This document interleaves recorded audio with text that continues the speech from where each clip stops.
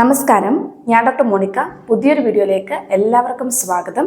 ഇന്നത്തെ നമ്മുടെ വിഷയം എന്ന് പറയുന്നത് മിക്ക ആൾക്കാരും ബുദ്ധിമുട്ടുന്ന ഒരു പ്രധാന പ്രശ്നമായിരിക്കും എല്ല് തേയ്മാനം, അല്ലെന്നുണ്ടെങ്കിൽ മുട്ടുവേദന അമിതമായിട്ട് വരിക.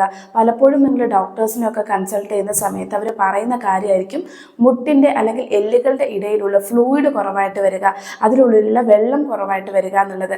ഇതിനു വേണ്ടി പലപ്പോഴും പലരും പലതരത്തിലുള്ള മെഡിസിൻസുകൾ എടുക്കുന്നവരായിരിക്കും, അല്ലെങ്കിൽ പുറമേ നമ്മൾ ഇഞ്ചക്ഷൻ വഴി ആ ഒരു ഫ്ലൂയിഡ് ഫില്ല് ചെയ്യുന്നവരായിരിക്കും.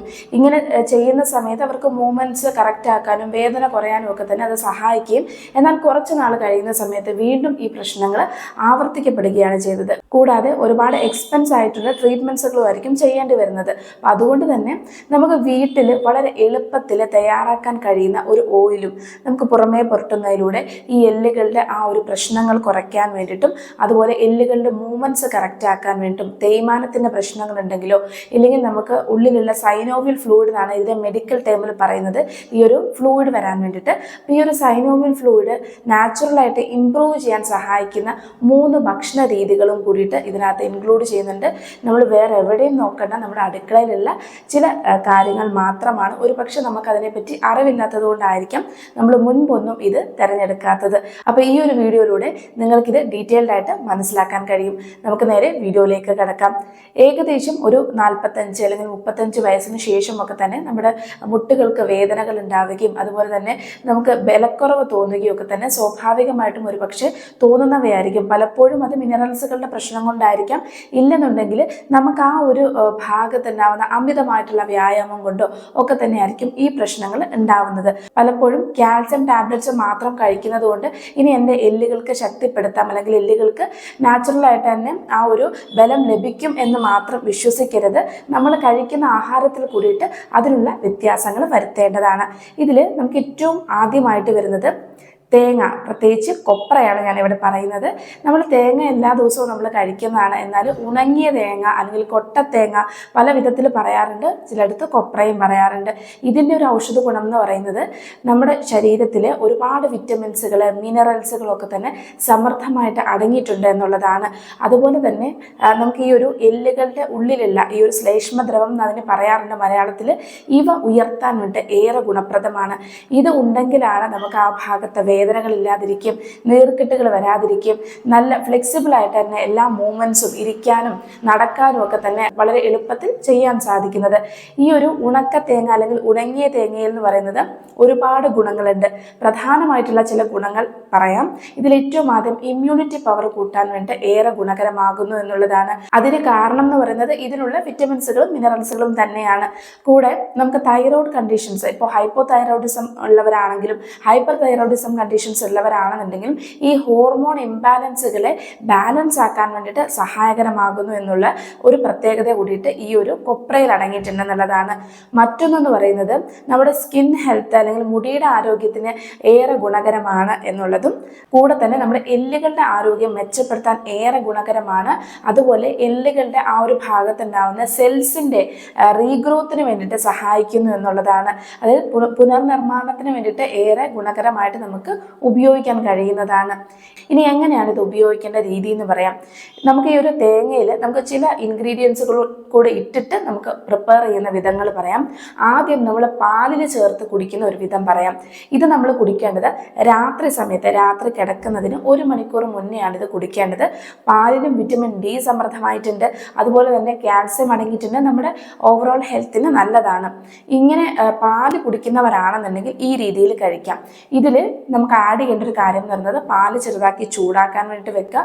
ഒന്ന് തിളച്ച് വരുന്ന സമയത്തേക്ക് ഇതിനകത്തേക്ക് 2 സ്പൂൺ അളവായിട്ടുള്ള, അതായത് ടേബിൾ സ്പൂൺ അളവായിട്ടുള്ള ഈ ഉണങ്ങിയ തേങ്ങ ചിരകിയത് 2 ടേബിൾ സ്പൂൺ അളവായിട്ടുള്ളത് ഈ ഒരു പാനിനകത്തേക്ക് ഇടുക. എന്നിട്ട് ഇതിനകത്തേക്ക് ഏകദേശം 4 ബദാം ക്രഷ് ചെയ്തിട്ടുള്ളത് അല്ലെങ്കിൽ ചെറുതായി മുറിച്ചിട്ടുള്ളതും, അതിനോടൊപ്പം തന്നെ 2 ഏലക്ക ഒന്ന് ചതച്ചിട്ടുള്ളതും കൂടിയിട്ട്, തൊലിയൊക്കെ ചേർത്തിട്ട് ചതച്ചിട്ടുള്ളതും കൂടിയിട്ട് ഇതിനകത്തേക്ക് ഇടുക. എന്നിട്ട് ഒന്ന് തിളപ്പിച്ചതിന് ശേഷം ശേഷം ചെറു ചൂടോട് കൂടിയിട്ട് ഇത് നമുക്ക് കുടിക്കാവുന്നതാണ്. ഇത് രാത്രിയിൽ കിടക്കുന്നതിന് 1 മണിക്കൂർ കുടിക്കുന്നതാണ് നല്ലത്. ഇങ്ങനെ നിങ്ങൾ ഒരു 7 ദിവസം കണ്ടിന്യൂസ് ആയിട്ട് ചെയ്യുന്ന സമയത്ത് തന്നെ നിങ്ങൾക്ക് നല്ല വ്യത്യാസങ്ങൾ നിങ്ങളുടെ ശരീരത്തിലും നമുക്കൊരു ഓവറോൾ എനർജി നൽകാൻ വേണ്ടിയിട്ടും അതുപോലെ ആ ഭാഗത്തെ വേദനകൾ കുറയാൻ വേണ്ടിയിട്ടും സഹായിക്കുന്നവയാണ്. ഇനി പലപ്പോഴും എല്ലാവരും പാല് കുടിക്കണം എന്നില്ല. അങ്ങനെയുള്ളവർക്ക് ചെയ്യാൻ കഴിയുന്ന മറ്റൊരു രീതിയുണ്ട്.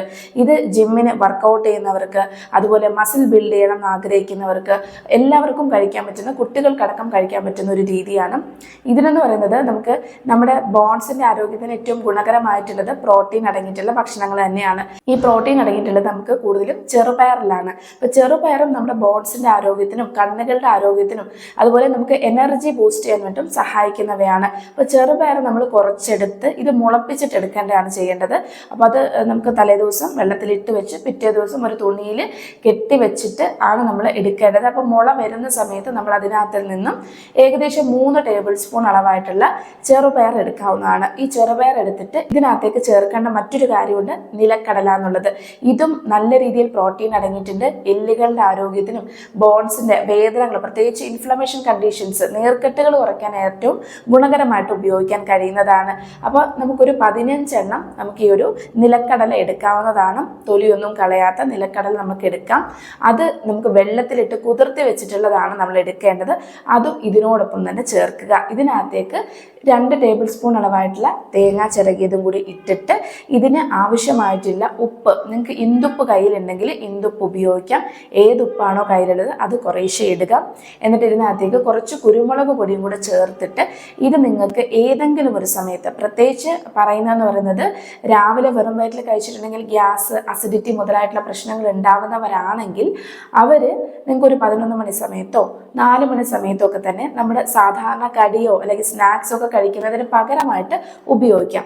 ഈ സമയങ്ങളിൽ നമുക്ക് ഈ ഒരു സ്നാക്ക് ആയിട്ടുള്ള രീതിയിൽ ഇത് കഴിക്കാൻ കഴിയുന്നതാണ്. ഇനി മൂന്നാമത്തെ ഒരു രീതി എന്ന് പറയുന്നത്, നമുക്ക് ശരീരത്തിൽ അയൺ കണ്ടന്റ് കുറവായിട്ടുള്ളവർ അല്ലെങ്കിൽ അനീമിക് കണ്ടീഷൻസ് ഉള്ളവരാണെന്നുണ്ടെങ്കിൽ ഇവർക്ക് കഴിക്കാൻ കഴിയുന്ന ഒരു രീതിയാണ്. ഇത് നമുക്ക് പാല് തിളച്ചതിന് ശേഷം അതിനകത്തേക്ക് 2 ടേബിൾ സ്പൂൺ അളവായിട്ടുള്ള ഉണക്ക തേങ്ങ ചേർക്കുക.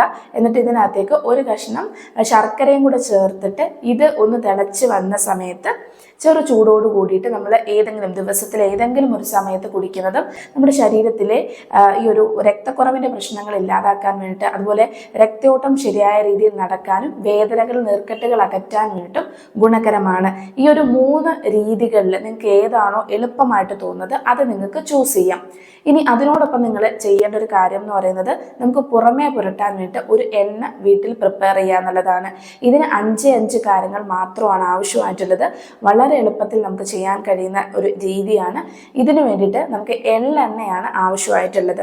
അപ്പോൾ എള്ളെണ്ണ എന്ന് പറയുന്നത് വേദനകൾ കുറയ്ക്കാനും omega-3 ഫാറ്റി ആസിഡ്സ് അമൃതമായിട്ടുള്ളത് കൊണ്ട് തന്നെ ഇത് നമ്മുടെ എല്ലുകൾക്കേറെ ഗുണകരമാണ്. അപ്പോൾ എടുക്കേണ്ട അളവെന്ന് പറയുന്നത് 3 ടേബിൾ സ്പൂൺ അളവായിട്ടുള്ള എള്ളെണ്ണയാണ് എടുക്കേണ്ടത്. ഇത് ഓവറായിട്ട് ചൂടാക്കേണ്ടതില്ല, ചെറുതായിട്ടൊന്ന് ചൂടാക്കിയാൽ മാത്രം മതി. അപ്പോൾ ചെറുതായിട്ടൊന്ന് ചൂടായി വരുന്ന സമയത്ത് തന്നെ ബാക്കി ഇൻഗ്രീഡിയൻസുകൾ നമ്മൾ ചേർക്കണം. അതിലൊന്നെന്ന് പറയുന്നത് വെളുത്തുള്ളിയാണ്. വെളുത്തുള്ളി ആൻറ്റി ഇൻഫ്ലമേറ്ററി കണ്ടീഷൻ ഉണ്ട്, അല്ലെങ്കിൽ നീർക്കെട്ടുകൾ അകറ്റാൻ ഏറെ ഗുണകരമാണ്. അതുപോലെ വേദനകൾ അകറ്റാനും സഹായിക്കുന്നതാണ്. ഇതൊരു 4 അല്ലി വെളുത്തുള്ളിയാണ് നമ്മൾ ചെറുതായിട്ട് അരിഞ്ഞതിനകത്തേക്ക് ഇടേണ്ടത്. മൂന്നാമത് ചേർക്കേണ്ടത് ഏകദേശം 4 ഗ്രാമ്പൂവാണ് ചേർക്കേണ്ടത്. അപ്പോൾ ഗ്രാമ്പൂ എന്ന് പറയുന്നത് ഗ്രാമ്പൂവിൽ തന്നെ യൂജിനോൾ എന്ന് പറഞ്ഞിട്ടുള്ള ഒരു കോമ്പൗണ്ട് അടങ്ങിയിട്ടുണ്ട്. വേദനകൾ സ്വാഭാവികമായിട്ട് തന്നെ കുറയ്ക്കാൻ വേണ്ടി ഏറെ ഗുണകരമാണ്. അപ്പോൾ അതുകൊണ്ട് തന്നെ ഗ്രാമ്പൂ നമ്മൾ ഒരു 4 എണ്ണം മാത്രം ഇതിനകത്തേക്ക് ചേർക്കുക.